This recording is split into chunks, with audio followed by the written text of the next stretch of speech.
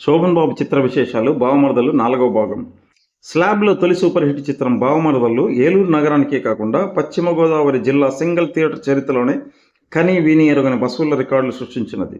బావమరదలు చిత్రం ఏలూరు బాలాజీ ఏసీ థియేటర్లో మొదటి వారం 24 ఆటలు ప్రదర్శింపబడి 22 ఆటలు హౌస్ఫుల్ అయి 81,409, 9 రోజులకే 1,00,000, 21 రోజులకే 2,00,000, 36 రోజులకే 3,00,000, 47 రోజులకి 3,49,548 వసూలు చేసి అదే సంవత్సరంలో ఒక సూపర్ హిట్ చిత్రం ఏలూరులో 47 రోజులు హౌస్ఫుల్ అయినా ఇంత గ్రాస్ రాలేకపోయింది.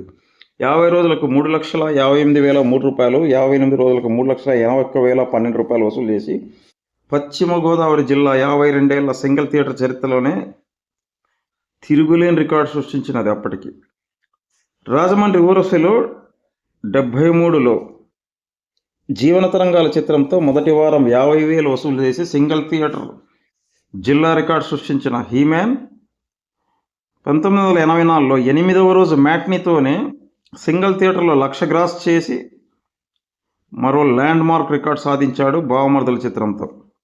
రాజమండ్రి ఊరవశి ఏసీలో బావమరదల చిత్రం మొదటి 7 రోజులకు 97,587, 25 రోజులకే 3,00,000, 36 రోజులకే 4,00,000, 50 రోజులకు 4,80,000, 57 రోజులకు 5,05,000 వసూలు చేసి 100 రోజులకు టౌన్ మొత్తం గ్రాస్ 7,00,000 వసూలు చేసి సిటీ రికార్డు సృష్టించినది. కాకినాడ చంద్రగుప్త ఏసీలో బావమరదల చిత్రం మొదటి వారం 96,876, 42 రోజులకు 3,63,266, 50 రోజులకు 4,27,000, 57 రోజులకు 5,12,000 వసూలు చేసి సిటీ రికార్డు.